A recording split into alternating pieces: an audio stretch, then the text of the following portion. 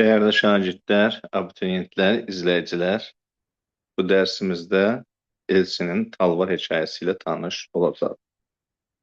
Talvar hekayesi bir adi insanın hayatından bəhs eləyən bir əsərdir.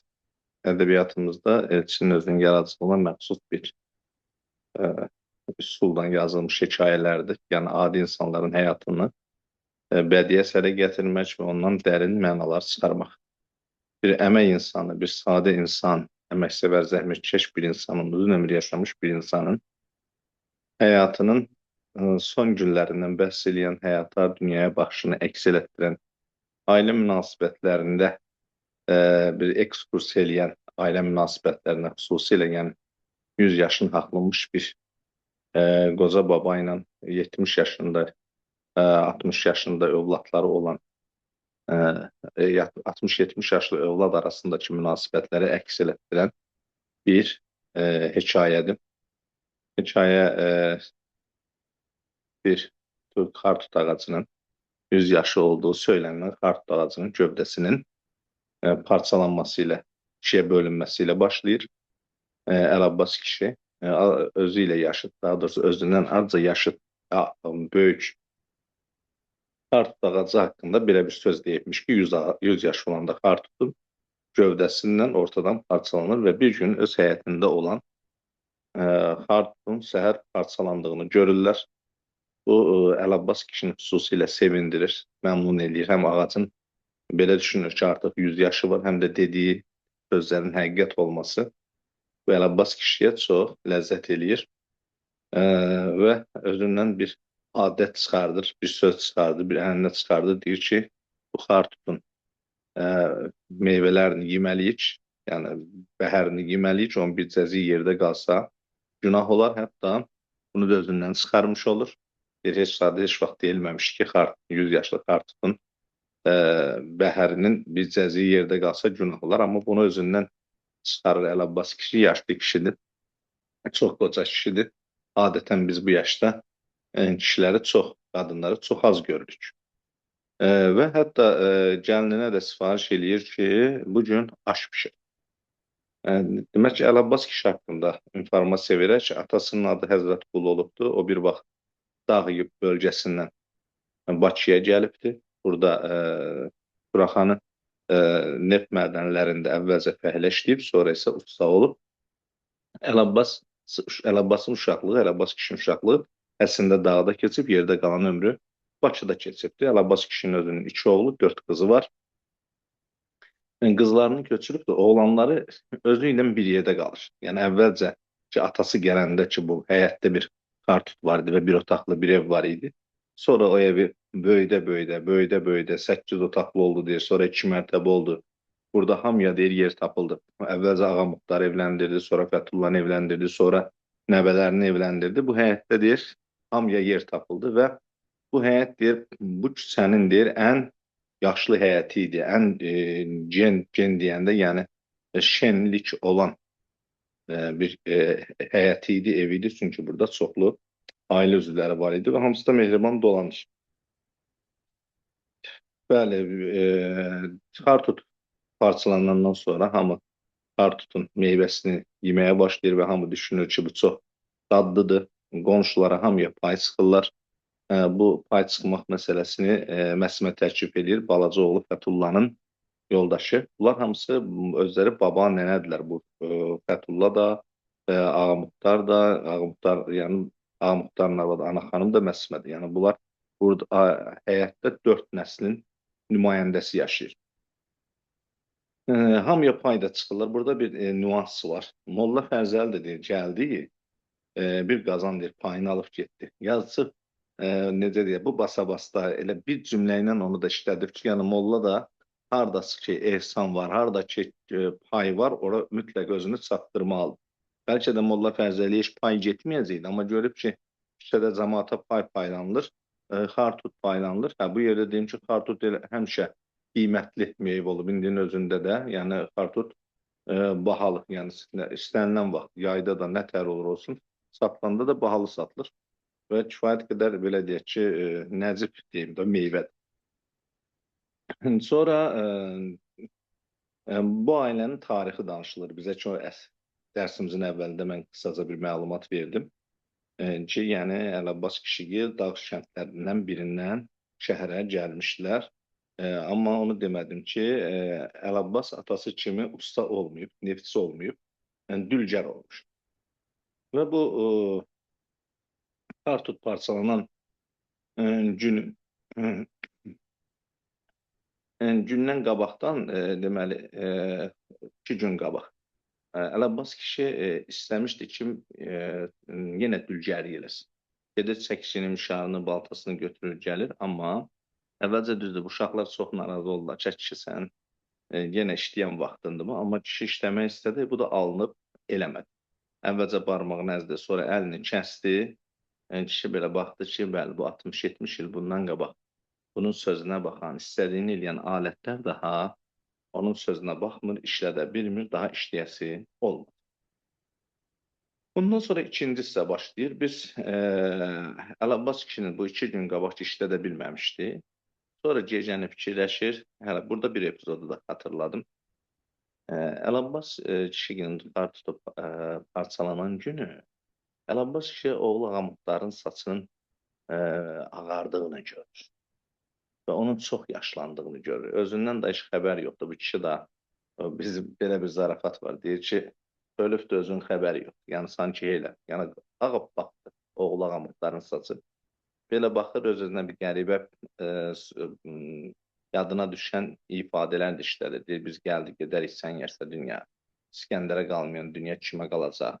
Bir məqamda xatırladım. Burada Əli Abbas kişinin də yaxasına, ağ köynəyin yaxasına Xartutun biri düşmüşdü, qıpqırmızı qan kimi idi. Burada da Ağamuxtarın ağlına belə bir şey gəlir ki, elə bir atasının sinəsindən güllə vurublar. Belə bir epizodlar keçir. Adətən bunlar çox təbii insan hissləridir. Belə şeylər yaşanır. Və yazıcı da çox gözəl müşahidə edib bu şeylər, belə şeyləri qələm alıb. Yəni həyatı gerçəkdən olduğu kimi obrazlı əks elətdirə bilib. Demək, ikinci hissəyə keçəndə Əli Abbas Xartutun parçalandığı gecə qərara gəlir ki, alətlərini satsın. Onsuz da artıq alətlərini işlədə bilməyəndə fikirləşir ki, bu alətlər orada ambarda qalmır. Bir balaca yer düzəltmişdi. Onlar orada paslamamalıdır. Onları da bir həyat, canlı hesab edir Ağamuxtar kişi. Bir usta olaraq fikirləşir ki, onlar canlıdır. Ürəyini verib öz sənətinə, peşəsinə. Deyir ki, və bu alətlər də mütləq işləməlidir. Və necə işləməlidir? Bunu fikirləşir ki, satsın. Daha doğrusu əslində niyyəti satmaqda deyil. Deyir ki, bir görsəm ki, yaxşı usta var, verirəm alətləri işlətsin. Elə bil o alətlərə canlı kimi baxır, istəmir ki, onları diri-diri öldürsün. Və Əli Abbas kişi Xartutun parçalanan gün səhəri durur, əl-üzünü yuyur, hazırlanır, yeməyini yeyir, gedir, alətlərin yaxşılarını götürür. Hamısı mətbəq qalır, ailəsinə kina vermək istəyirsən, deyir ki, aparıb satacaq. Yəni başlayırlar narazılıq eləməyə uşaqlar. Adətən bu yaşda bir kişi üçün də evdə narazılıq edə bilənlər çox olur. Çünki ayıb eləyirlər də ki, dolana bilmirmi ki, görəsən aparıb həcətlərini satır, ehtiyaclarını satır. O yaşda kişinin də yolundan döndərmək olan şey deyil. Zaten yaşlı kişilər bir qərar verəndə öz qərarlarında daha haqlı olduqlarını düşünürlər və yaxınlıqda bağça var idi, aparır onu skamyanın üzərinə düzür, apardığı rəndəsini, mişarını. Birinci gün heç baxmır onun alətlərin üzrə. İkinci gündə baxımlar. Axır ki, üçüncü günü bir cavan oğlan Zubulu soruşur qiymətini. Əli Abbas kişi bu oğlanın bir üzünə, gözünə baxır, əlinə, zadına. Oğlan hiss edir ki, Əli Abbas kişi bunu usta hesab eləmir. O da qabağından deyən oğlan imiş. Yəni qabağından yeyən oğlan deyilmiş ustalıqda. Deyir ki, nəyə baxsan, əlimə baxsan ki, qabarım yoxdur. Yoxsa belə fikirsən ki, məndən usta olmaz. Mən usta yeməyə deyir, özü əlasındayım. Əlasından. Prosta əlimə əzək geyinirəm, elektrik direlindən işləyirəm. Əli Abbas kişinin bu xoşuna gəlmir. Daha doğrusu Əli Abbas kişi elə gəlir ki, bu oğlanda usta ürəyi yoxdur. Yaşlı adamlar belə düşünə bilirlər, biraz emosiyaya qapıla bilirlər və bu çox təbiidir.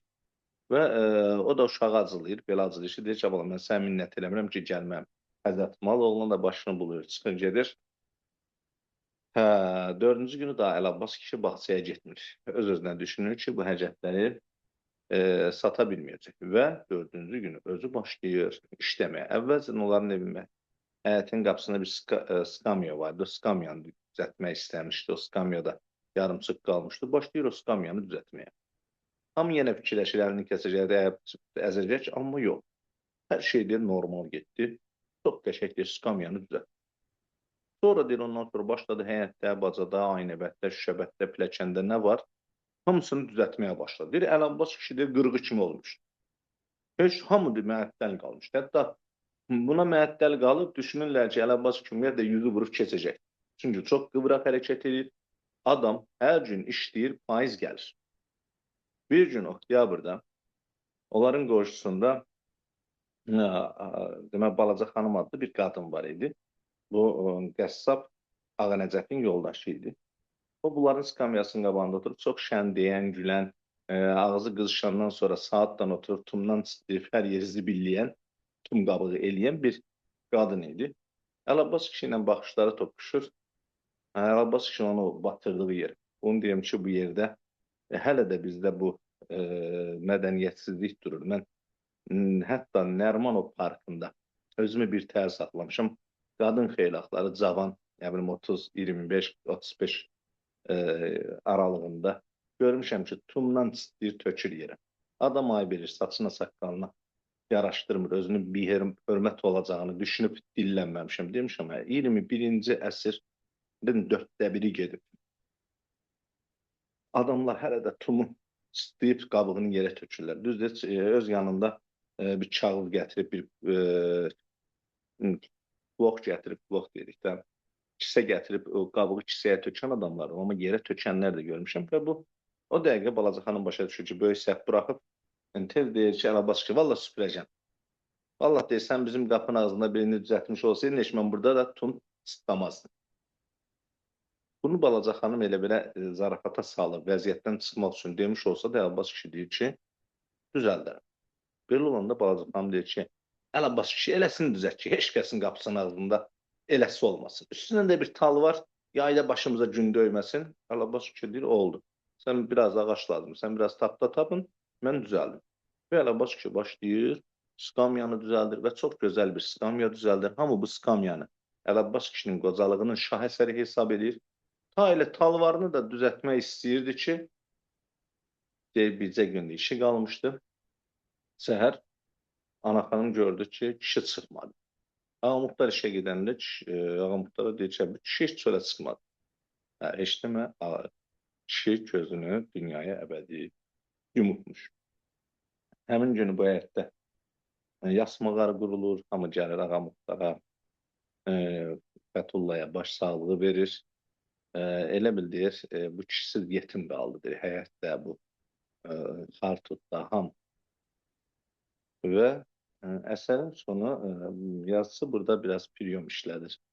Əsərin yadda qalması üçün bu çox, bəlkə gələcəkdə kimsə dinləyicilərdən yazısı olmaq istəyər, buna piryom deyir. Bu bir piryomdur. Yəni, burasını deyim, hamının da yadında məhz bu hissəsi qalır ki, həmin hissə nədir? Səhəri günü görürlər ki, çox qəşəng bir talvar var bu skamyanın üstündə.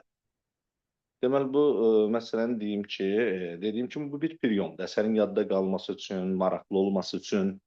Deyir ki, uşaqlar deyir, hətta deyir, cəmaat arasında belə şikayət gəzirdi ki, bunu Əlabbas kişinin alətləri düzəldib gecə ilə. İndi kimsə düzəltdirib. Amma mən bunu deyim ki, testlərdə qarşınıza çıxanda çaşmayasınız deyə. Bu nə Ağa Nəcəf düzəltdirməyib, çünki burada Ağa Nəcəf də məəttəl qalmışdı, Balaca xanım da məəttəl qalmışdı, hətta Əlabbas kişinin ailə üzvləri də. Demək, kimsə kənardan düzəltdirib. Kimsə kənardan Əlabbas kişiyə ola bilsin ki, hörməti var imiş, elə həmin günü. Bu çox da böyük bir tal var deyil ki, yəni bir skamyanın üstündə tal var.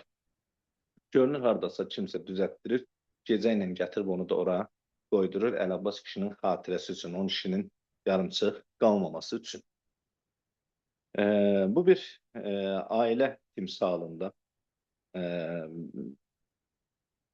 bir insan, yaşlı bir insanın ömrünün son akordlarını əks etdirən, əməyə sevgisini, insanın işləməyinə, iş insanın cövhəridir ideyasını içində yaşadan bir ağsaqqal kişinin ömrünün son günlərindən bəhs edən bir hekayədir. Adi həyatı bədii əsər materialı eləməyin ən gözəl nümunəsidir. Kiçik insanın böyük ədəbiyyata gəlişi kimi bir şey. Yəni necə ki, adətən biz əsərlərdə böyük adamları, böyük şəxsiyyətlərin həyatının qələmə alındığını görürük, amma beləcə adi bir zəhmət adamının, bir dülgərin həyatından bəhs edən, onun ailəsindən bəhs edən, onun ömrünün son günlərindən bəhs edən bir hekayədir. Diqqətinizə görə təşəkkür edirəm. Əgər sizə bir faydam toxundusa, mənim üçün nə mutlu.